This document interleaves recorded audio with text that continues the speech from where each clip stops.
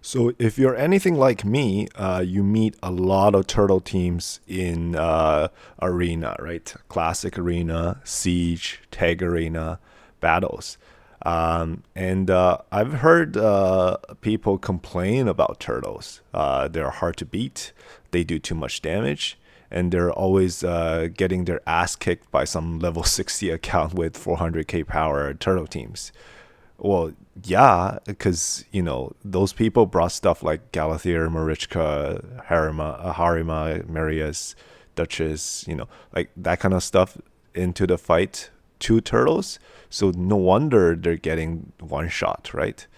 So today I want to share four strategies that I found that works well to beat the turtle teams. It kind of exploits their weaknesses because within the turtle team, like this the four turtle champions, you can't bring anything else, so they have obvious weaknesses on defense. And hopefully after this, I can convince you that the turtle teams on defense is actually not a very good idea. So also I made two turtle videos already. Like the first one is turtles only finishing 35th in Platinum Arena. The second video is how to build the turtles. I'm talking about gear sets, masteries, relics, blessings, all that stuff. So I thought, why not make it a trilogy, right? So this one will be just how to counter the turtles, because, like I said, the turtle teams, there's weaknesses. Like if you look at the team composition, there is no reviver, right? Turtle team, when someone dies on the turtle team, that's it. It's like being block revived. That's one of the first big weaknesses of turtle teams. So if you can just take them down one by one, turtles are done. The second thing about turtles is they don't actually have any buff strips, right? So for the turtle teams to realistically strip buffs, they have to kill someone with Leonardo, that skill, the big slash that you see here. That's turtle teams like only buff strip.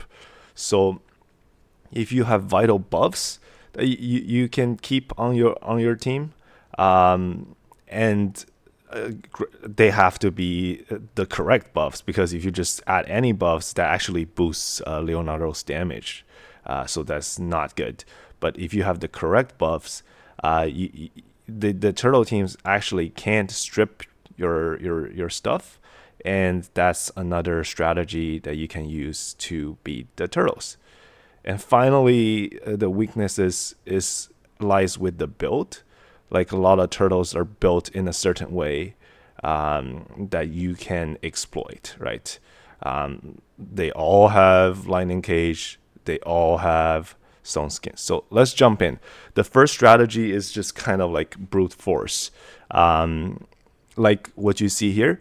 I'm talking about using decrease debuff champions. Like here, Fabian does decrease buff duration champions. Fabian does decrease buff duration, and Marius does decrease buff duration. I'm talking about buff strip champions. Here, Odin does buff strip, and Ramontu does buff strip. I'm talking about block buff champions, which I didn't bring, but block buffs is very, very good. So if you have champions that can put up a block buff after you have stripped their buffs, it hurts the turtles a lot. Like Lazarus comes to mind. He does the buff strip and block buffs at the same time. So that is an excellent, excellent champion.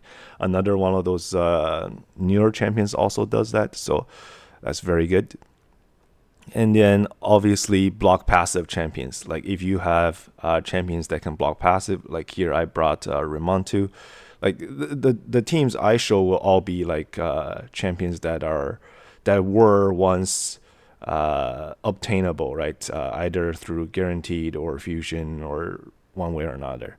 So yeah. So if you can bring these type of champions with decreased buff duration, buff strip, block buff, block passive, and just mash them together, it does well versus turtles. Now, these kind of team does have a weakness. It's not 100%, because if you have flipped a coin before, you know that getting heads like 5-6 times in a row is not all that unlikely, right? You're fighting against Stoneskin, which is inherently 50-50 to strip. And then on top of that, there's also Lightning Cage, and which depends on the soul level. It can go up to 75% chance to protect. So you're really fighting layers of RNG at that point to try to strip their Stoneskin and then nuke them down, right? So this strategy works, but it's not 100%. You are fighting some RNG, and if you get unlucky, which if you bring decreased buff duration, actually it increases your chance, but if you get unlucky, it could fail. The second strategy is just Armanz, right? Armanz has this skill where he can sheep anybody he pleases. So that works. You just sheep the Leonardo. Like, you sheep the Leonardo, and then the turtle team is done. It works.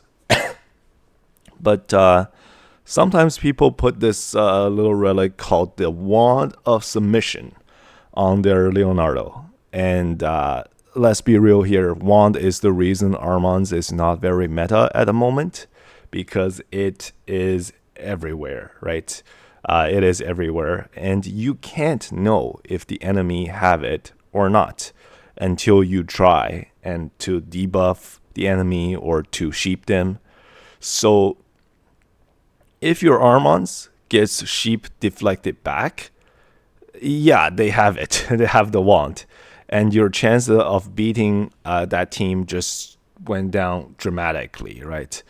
So if there is no wand, this strategy works wonderfully. You just sheep the Leonardo and you're going to get a free win almost every time. But if there is wand, this strategy sometimes may be good, sometimes may be shit, right? So you're really... and again, you can't know if they have wand on Leonardo or not. So this strategy, like I'm using here, I have Armanz, the fusion, the once the greatest PvP champion, now has fallen off because of Wand of Submission. And then I brought Fabian as well. Fabian is just safe, right? Like, in case it doesn't work, they're still locked out. And then obviously Marius is very, very good because he does triple decreased buff duration. And yeah, like, you just sheep the Leonardo with Armanz, and then you go to town and nuke them. So yeah, in the background here, just over and over again, I'm showing that this strategy also works, right? Because the sheep actually, Armanz sheep's skill actually has a strip component as well. Like, not only does it sheep the Leonardo, it will also attempt to strip other turtles, their buffs. So it's like a double bonus, right?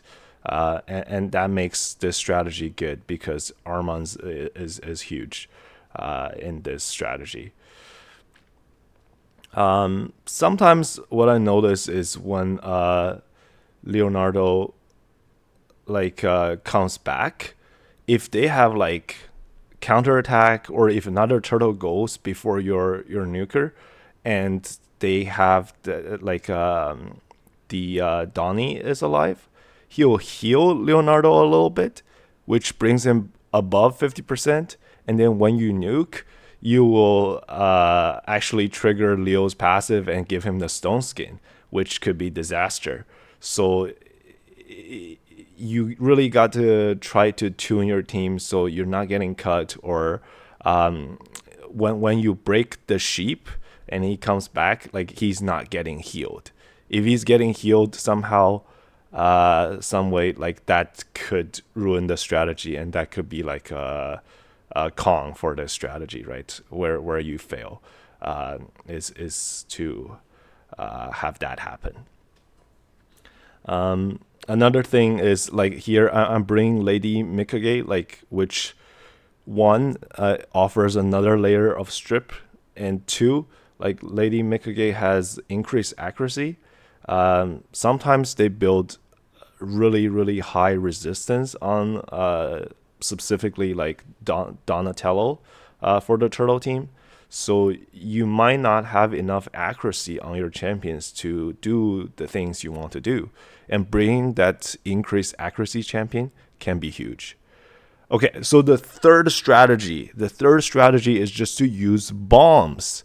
I'm talking about using things like increased attack, increased turn meter, increased accuracy, throw in a lockout for good measure if you want.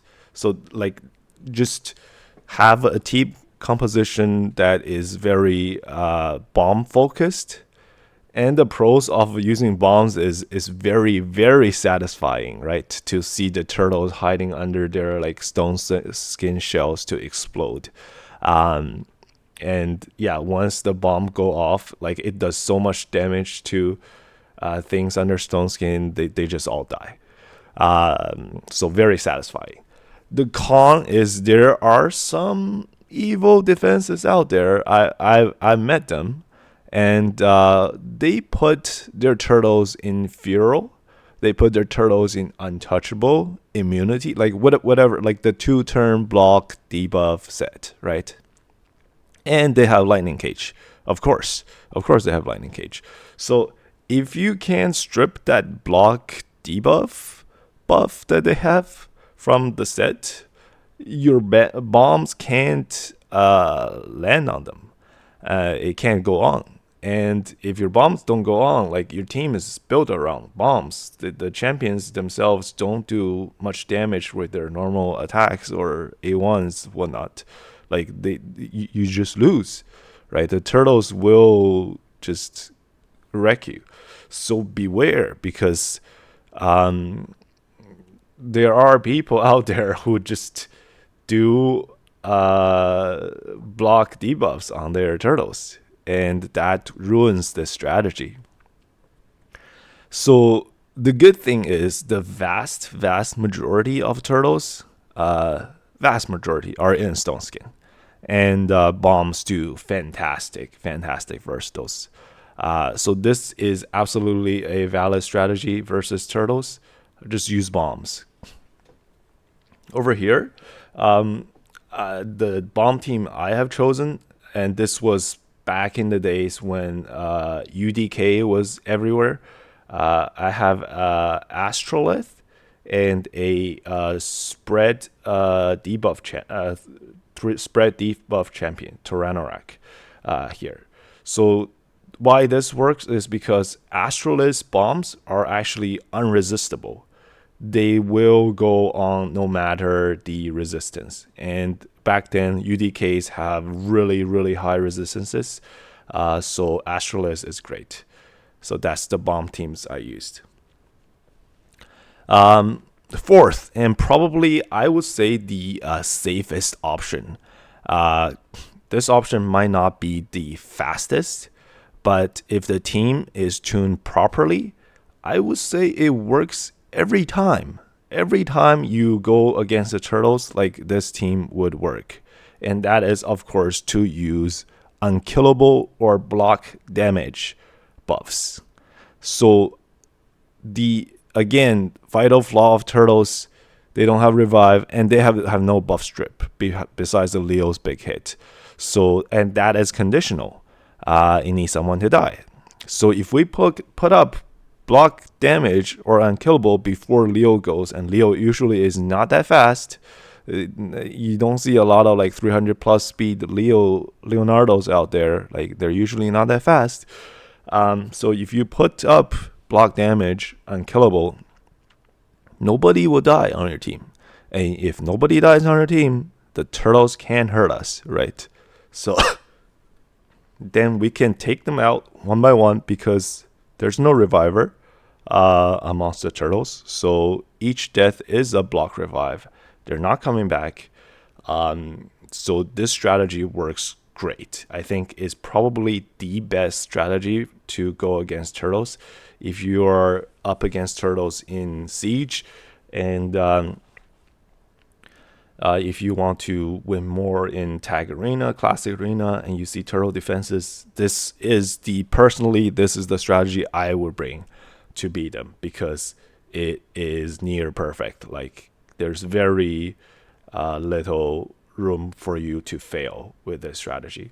So here I have brought Fabian just because, again, decreased buff duration is absolutely the best versus turtles. It bypasses lightning cage. A lot of people don't know this, but strip lightning cage works against strip.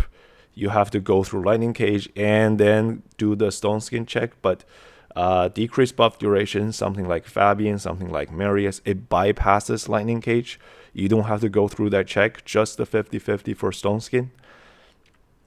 It's in the description. You can read it in game yourself. So so decreased buff duration is absolutely great, and Fabian locks them out, so Leo can put up that annoying unkillable counterattack move, which is great.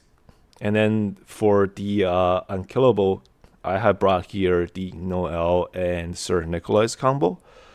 I like how they reworked Sir Nicholas a lot, because now when you put it up, like between Noel, which the heal activates Sir Nicholas unkillable, and then Sir Nicholas, of course, can do that move himself as well. Once you get the team going, you can basically be unkillable the entire fight, right? And it's very, very safe. I use this team also versus some other stuff, so I put 9-piece protection on my Sir Nicholas as well, so you'll see a lot of the buffs are protected even. It doesn't really matter versus the turtles particularly, but it's just a good idea to have the protected unkillable buffs on your team. And then in the end, as for nukers, I chose Marius again just because, again, decreased buff duration, key, and it's just so good. So yeah, so that's all the strategies I want to share to beat turtles. Best of luck in your quest when you meet them in the arena, and hopefully this convinces you turtles is not that good on defense. Don't do it, but if you do see them, this is how you beat them. And thanks for watching.